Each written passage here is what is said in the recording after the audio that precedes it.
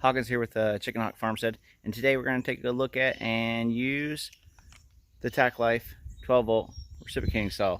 So we'll do a quick unboxing. We're going to see how this thing does chopping up some limbs and getting some shrubbery out of the way. Let's take a look at the box.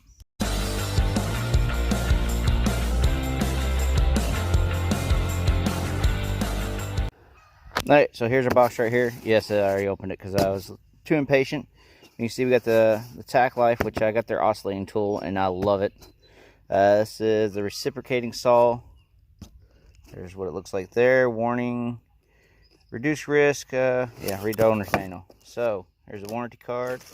Here is our owner's manual. Let's see what else we got in this box. Before we get to the saw, this is supposed to be, you see it? It's a little guard to kind of give you some leverage. See how it's mounted there? So when you can kind of hold the branch there so it doesn't go all the way to place and slide around on you. It's going to hold whatever you're cutting in place so your saw can actually do the cutting.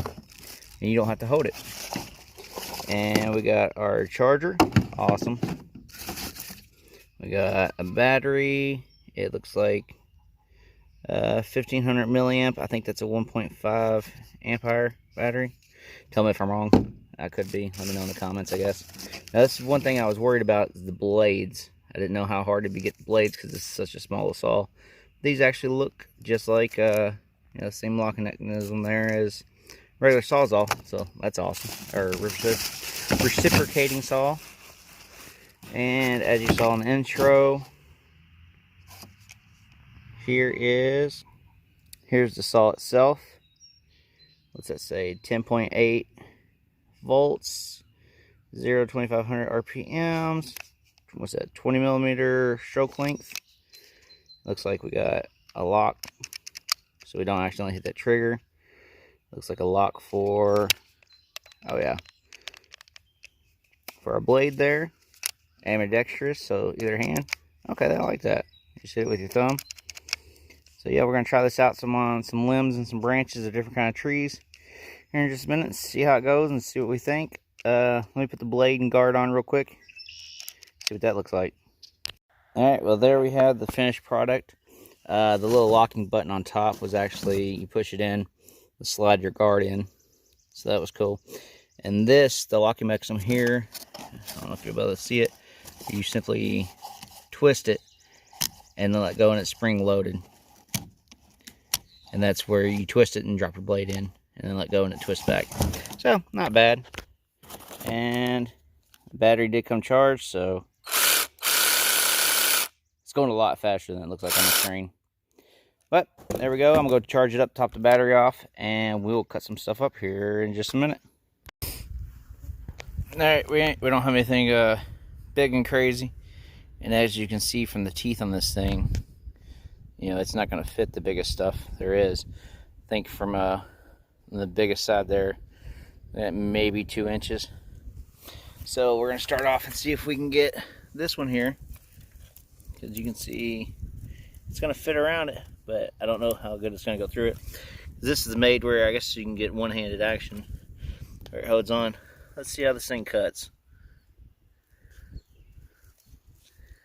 I guess I got to push the safety.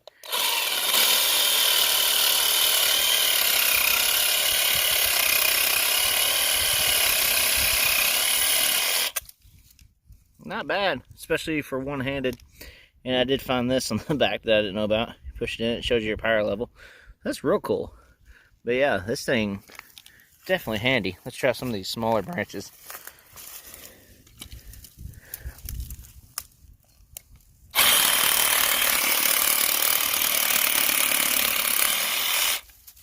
Yeah, cut right through it. Like I said, I am doing this one-handed on a brush pile, so it's not like it's the easiest thing to do. But yeah, that definitely keeps what you're trying to cut from going all over the place.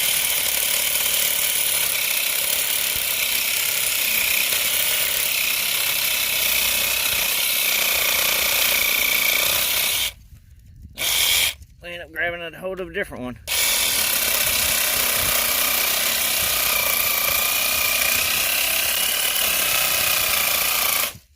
Let me try two hands real quick. I'll be right back. All right, well, on the dead stuff, it wasn't too bad. I mean, these aren't nothing big, as you can see. But honestly, it's kind of pretty handy. So I'm going to go try it on a live sapling and see what happens there. All right, this guy is a bit bigger. It's about 1.5 inches, 2 inches. You can see it's coming up, growing right up on our main electric line here. So, yeah, I'm gonna get this going, and I mean, I could get the what's it called, the little regular size sawzall or a bunch of other stuff, but nothing quite as small as this little guy. But let's see if it's got the power to go through this thing or not. Let's see what happens.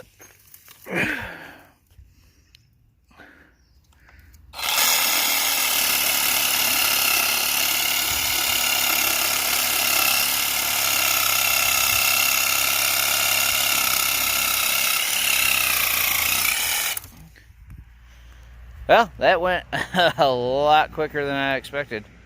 That was pretty impressive.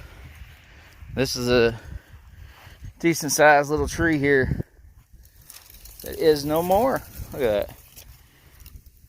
Yeah, no problem at all with that. So for tree pruning, things like that, just something small, handheld, lightweight. I mean, I've done a good bit of cutting with it. We're still a decently full battery. That first little light's getting a little bit dulled out. All right, so my opinion overall of this little guy, especially for the deal that I got on it, really awesome little deal.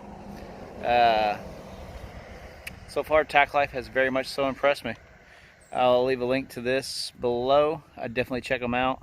For a 12-volt tool, if you watch for the right deals, you can get amazing little prices on it. So, all right, like, share, and subscribe, and have a great one. All right, I wanted to throw this in real quick because at some point in the video I said that these batteries, that it was nice because now I'd have 2 batteries for my oscillating saw or tool and for this little reciprocating saw. But upon closer inspection, this is the battery for the reciprocating saw. See, all 3 of those terminals are right up front, and this is the one for the oscillating tool. So they do not take the same battery. I really like Tacklife, but that doesn't make any sense, and that really upsets me with them. So just wanted to note that, just in case that was going to be one of your selling points, that they would take the same battery, because they do not. So, all right, enjoy the rest of the video.